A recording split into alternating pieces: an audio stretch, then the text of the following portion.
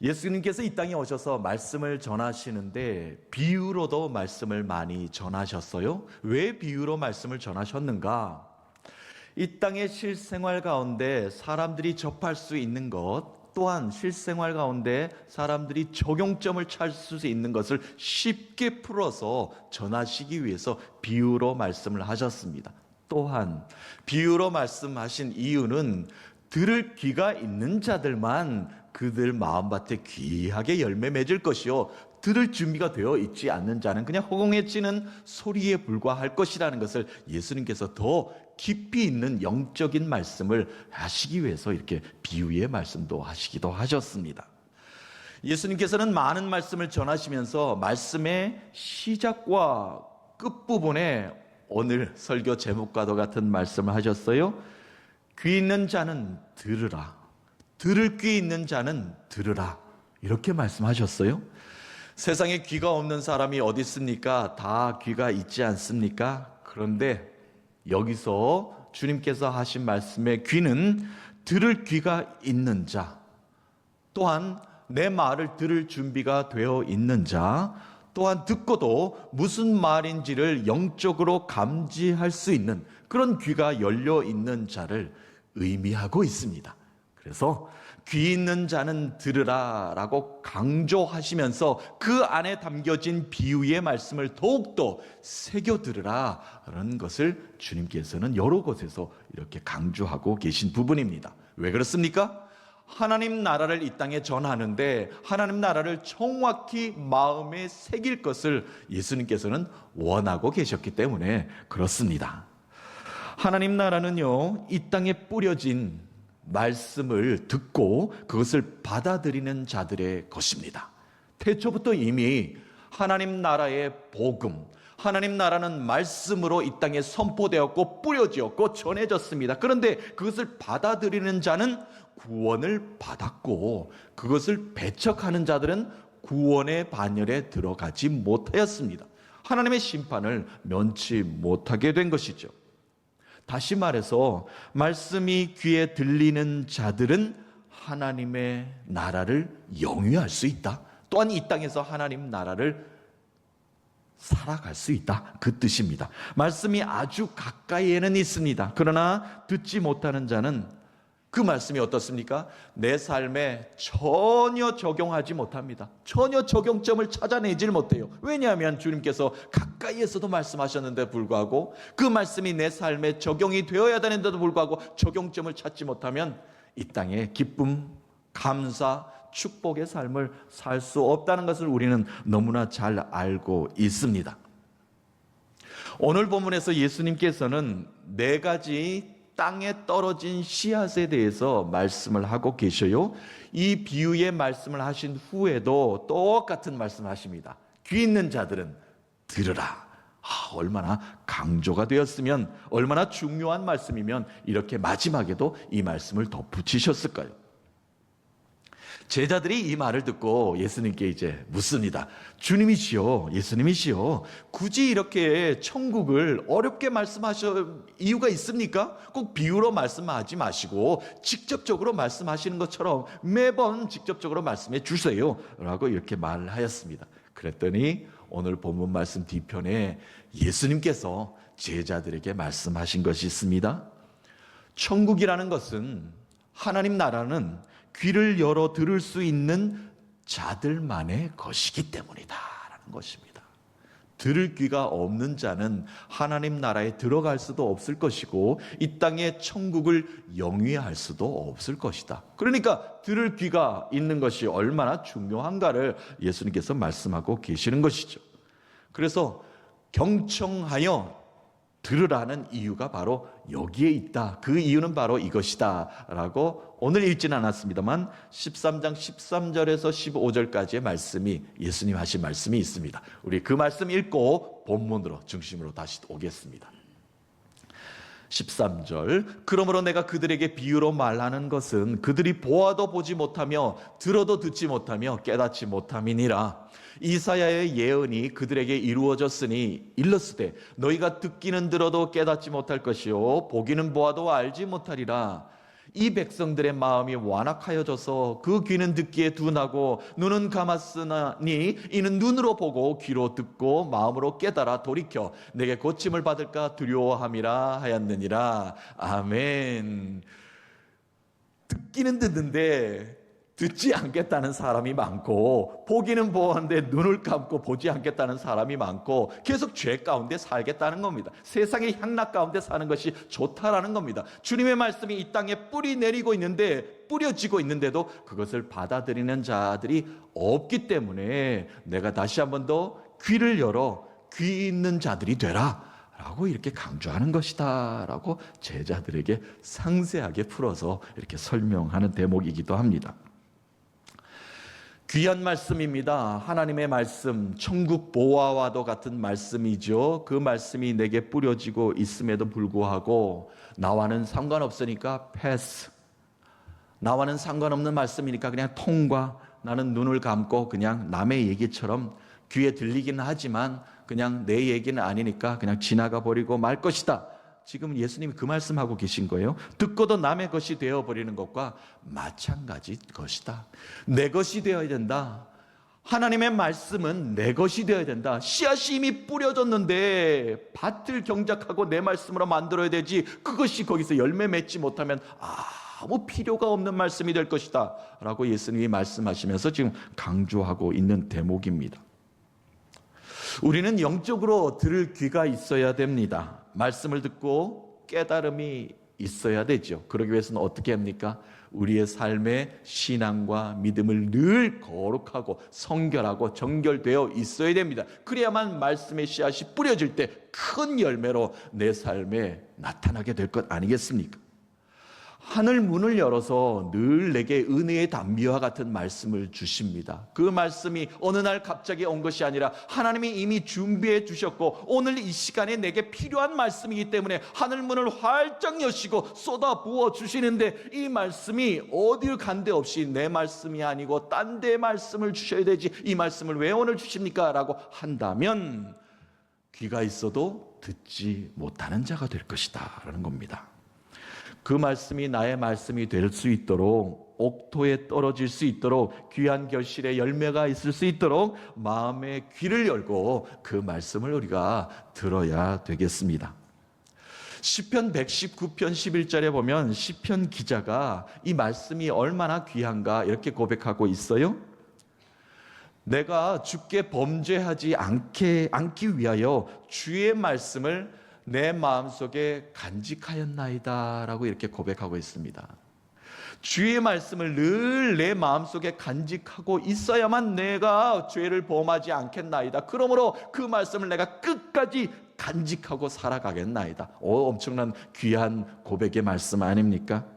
말씀을 받아들이는 마음밭이 얼마나 중요한가, 그것을 간직하고 사는 것이 얼마나 중요한가, 이렇게 그런 대목이기도 합니다.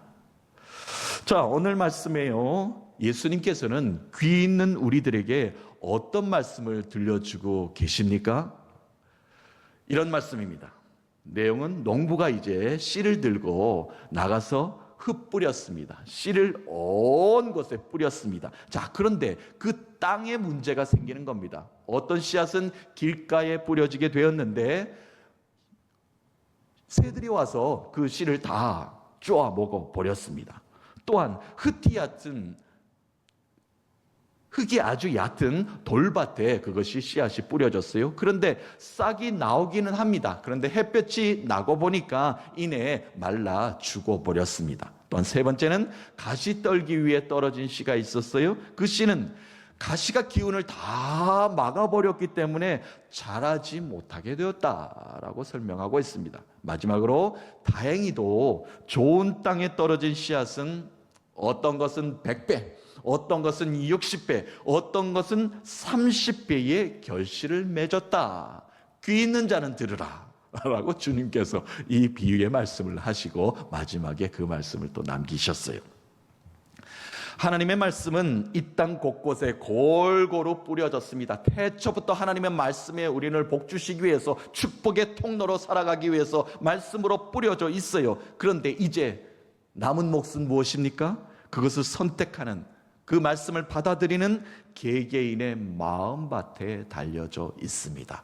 어떤 자들은 100배의 결실을 맺는가 하면, 어떤 자들은 30배의 결실을 맺는가 하면, 어떤 자들은 새들이 와서 쪼아버리는, 말씀이 오기는 왔는데 어디론가 사라져버리는 그런 인생이 될 수 있다는 겁니다. 자, 그렇다면 이 말씀을 들은 모든 사람들은, 모든 인간들은, 하나님의 백성들은 무엇을 깨달아야 되는가? 깨달음이 있어서 열매가 있기를 주님께서는 원하시기 때문에 이 말씀을 오늘도 우리에게 주고 계십니다. 자, 조금만 더 깊이 들어가 볼까요? 주님이 원하시는 마음밭은 어떠한 밭인가? 첫 번째로, 길가와 같은 마음밭이면 좀 곤란하다라고 주님께서 말씀을 하셔요.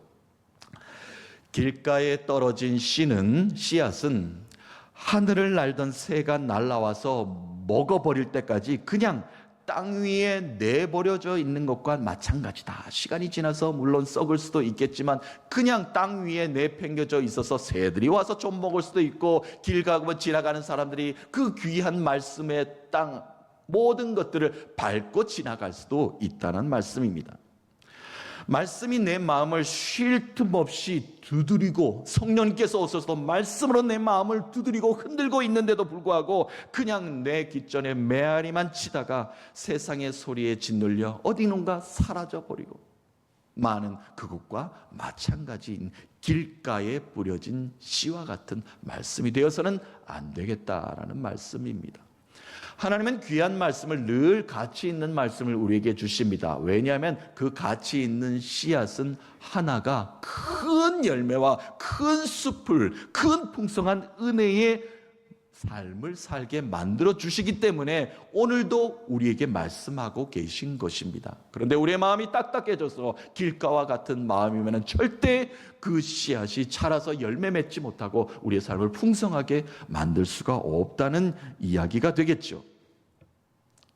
말씀이라는 것은요, 땅을 뚫고 들어가야 됩니다. 그렇죠. 깊이 땅으로 들어가야 됩니다. 그런데 그렇지 못하면 내 마음밭의 토양이 어떠한 변화도 기대할 수가 없습니다. 그저 좋은 씨앗만 뿌려졌다, 자부심은 살 수 있겠죠. 그러나 그 씨앗만 뒹굴 뿐이라는 겁니다. 절대 열매가 일어날 수가 없습니다. 자, 사탄이라는 것은 참 교묘합니다. 사탄마귀는 늘 우리의 삶의 주위를 맴돌입니다. 맴돌고 있다가 말씀에 뿌려졌지, 저 말씀을 받아들이나 안 받아들이나 잘 지켜보고 있다가 그 말씀이 그냥 내 삶의 주위를 맴돌고 있거든요. 딱딱한 마음밭에 그냥 덩그러니 있으니까 어느새 쉽게 날아와서 쪼아 먹어버립니다. 그러니까 내 삶의 말씀이 사라져 버리는 거죠. 순식간에 일어나는 일입니다. 축복의 말씀을 쪼아버리는 일, 길가와 같은 우리의 마음밭이 되어서는 안 되겠다라고 예수님께서 또 강조하시는 부분입니다. 우리는 무감각한 우리의 신앙의 마음을 깨부수어야 됩니다. 누가 알 수 있습니까? 성령께서 늘 하십니다. 그런데 우리가 너무 딱딱하게 물리치고 있기 때문에 우리는 부드러워질 수 없는 것입니다. 우리 스스로 그 땅을 개간해내야 됩니다. 말씀이 내 삶 가운데 뿌려지고 있다면 나의 마음밭을 잘 깨부수어야 됩니다. 깊이 뿌리 내릴 수 있도록 우리의 마음밭의 토양을 만들어야 됩니다.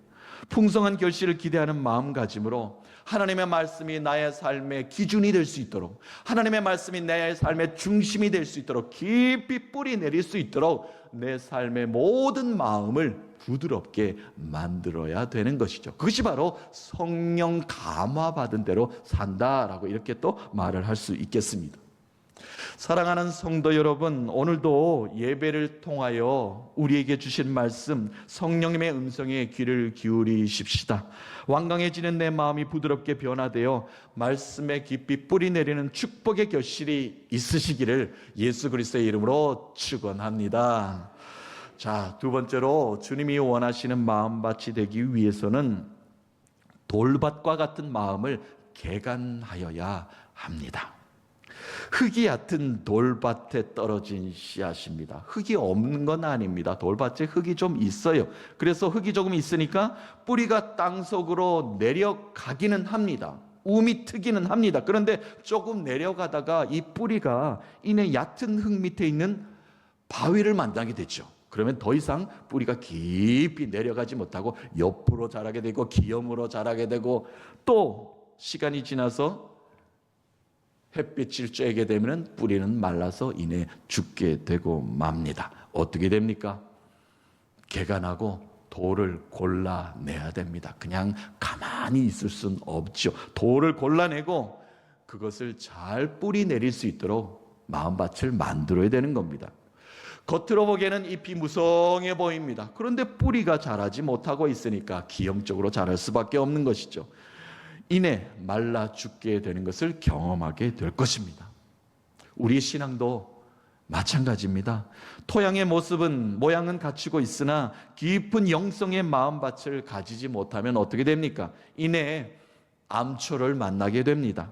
잎은 화려할 수 모릅니다. 주일에 교회는 간다고 이야기할 수 있습니다. 내가 어느 교회 다닌다고 자랑을 할 수 있을지 모르지만 정작 신앙의 뿌리는 썩어가고 있고 이내 신앙의 열정은 시들시들해 버리게 될 것입니다. 그 돌들을 걷어내야 됩니다. 얕은 신앙을 깊은 풍성한 영성으로 우리가 만들어내야 됩니다. 누가 해야 됩니까? 나 스스로 할 수 있어야 됩니다. 믿음을 깊이 뿌리 내리지 못하게 하는 내 마음의 돌들이 참 많죠. 무엇을 걷어내야 될까요? 부정적인 돌들, 또한 불평의 돌, 시기 질투하는 그 돌들 아무짝에 필요 없습니다. 그 마음밭을 모두 골라내야 됩니다. 그래야만 내가 하나님께서 주시는 아름다운 열매를 결실을 맺기 위해서 뿌리 내리고 풍성한 축복을 경험할 수 있을 것입니다. 사랑하는 성도 여러분, 얕은 흙으로 덮여진 불안한 신앙, 또한 조금만 들어가면 엄청난 돌들로 뿌리 내리지 못하는 흔들리는 신앙이 아니라 풍성한 토양으로 깊은 신앙에 뿌리 내리는 믿음의 삶을 사는 모두가 되시기를 예수 그리스도의 이름으로 축복합니다. 자, 이제 세 번째로 밭의 이야기 계속 진행합니다. 주님이 원하시는 마음밭이 되기 위해서는 마음밭을 덮고 있는 이 가시떨기와도 같은 그 악한 기운, 잘못된 기운을 걷어내야 된다라고 주님께서는 말씀하고 계십니다. 여기서 가시떨기라는 것은 진정한 의미는 잡초를 의미합니다. 처음에는 잡초가 눈에 띄지 않지요. 씨앗이 자라면 잡초는 눈에 들어오지 않지만, 하지만 시간이 지나면 잡초도 함께 자란다는 것을 알게 될 것입니다. 그런데 아주 가까이에서 자라요. 잡초는 다른 곳에 자라고 열매 맺는 결실을 맺을 씨앗은 여기서 자라고 그렇지 않습니다. 함께 그것이 자라게 됩니다. 그런데 보면 잡초가 더 빨리 자라요. 얼마나 잘 자라는지 모릅니다. 잎도 더 빨리 냅니다. 그러니까 그 잎으로 결실을 맺어야 된 씨앗의 햇빛을 받지 못하도록 덮어버리니까 얼마나 열매가 잘 자라지 않고 튼실하지 못하게 되는 것이죠. 또한 잡초의 뿌리는 깊이 밑으로 잘 뿌리를 내립니다. 토양의 수분을 모두 빨아먹기 때문에 결국 건강한 곡식이 자라지 못하는 암적인 요인이 되고 말지요. 사랑하는 성도 여러분, 내게 붙어있는 나의 신앙을 좀 먹는 잡초가 있다면 그것을 뽑아내야 됩니다. 제거해야 됩니다. 그런 시간이 다 필요한 것 아닙니까? 경작하기 위해서는 다 그런 시간이 필요하듯이 나의 신앙도, 나의 믿음도 그런 악한 기운의 모든 것들을 뽑아내는 회개의 시간, 결단의 시간, 성결과 정결과 거룩한 시간으로 거듭나는 삶으로 다시 재무장하기 위해서 그런 시간이 필요하다는 겁니다. 나의 신앙을 믿음 생활하지 못하도록 좀먹는 잡초가 많이 있지요. 부와 명예가 될 수도 있고, 좋은 집과 좋은 자동차를 가지고 싶을 수도 있고, 좋은 인맥, 물론 나의 삶에 꼭 필요하기는 합니다. 하지만 그것들이 나의 삶을 오랫동안 영원토록 지탱해 주지는 못합니다. 오히려 나를 현혹하고 있기 때문에 세상 가운데 무너지게 만들고, 그 모든 요소들 때문에 온전한 신앙생활을 하지 못하고 시간 뺏기게 만드는 것들이 세상에는 얼마나 많이 있습니까?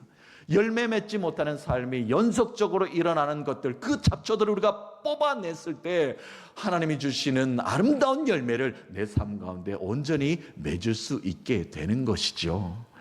나를 정결하고 성결하고 거룩하게 살지 못하게 만드는 잡초들이 무엇인가? 누군가에나 한두 가지, 아니요, 많은 것들이 있을 것입니다.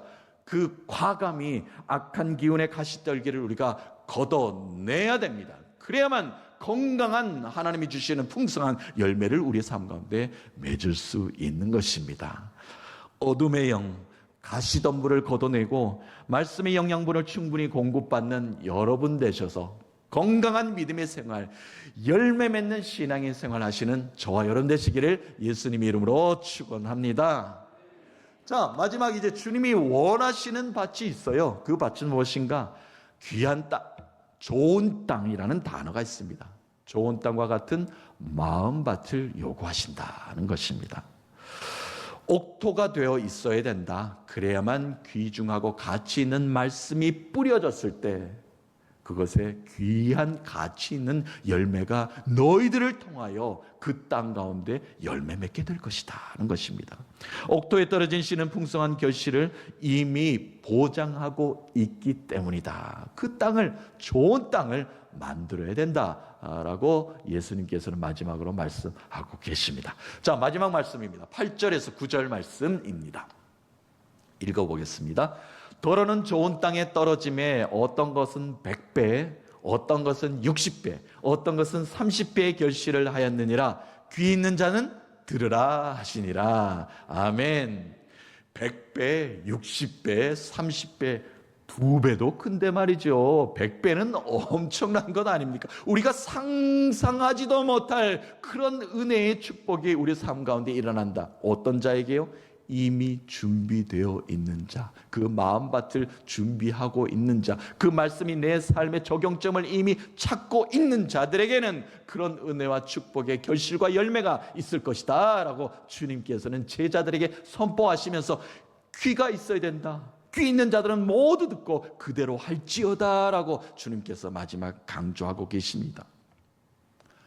좋은 땅이라는 것은 이미 말씀을 받을 준비가 되어 있는 마음밭을 뜻하고 있습니다. 이미 우리가 너무나 잘 아는 말씀이죠.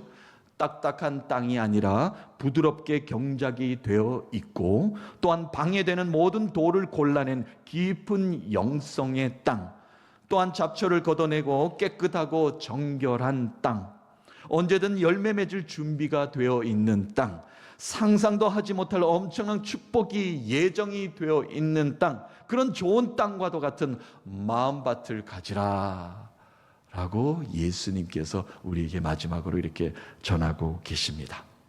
사랑하는 성도 여러분, 우리가 아는 말씀입니다마는 이 말씀을 다시 한 번 더 오늘 예배를 통해서 여러분과 묵상하면서 나누는 이유는 이 시대에 잊어버렸던 우리 이 밭을 다시 한 번 더 경작하고 개간하는 일을, 사명을 우리에게 맡겨주셨다는 것을 절대 잊어버리지 마십시다.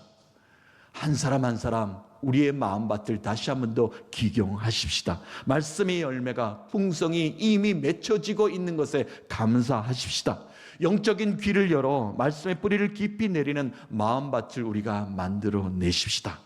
옥토가 된 나의 삶 가운데, 우리 교회 가운데 30배, 60배, 아니 100배 더 많은 결실의 풍성함을 주실 줄로 믿습니다. 한 주간 우리가 살아갑니다. 그 은혜를, 그 축복을 경험하시면서 우리의 밭을 아름답게 옥토로 만들었더니 하나님이 나에게 축복을 주셨다. 우리 기업 가운데, 우리 일터 가운데 하나님이 복을 내려주셨다. 우리 교회 가운데 하나님이 계획하신 모든 것들을 이루게 하셨다. 이렇게 감사 영광 올려드리면서 한 주간 승리의 삶을 사시는 여러분 되시기를 예수 그리스도의 이름으로 축원합니다.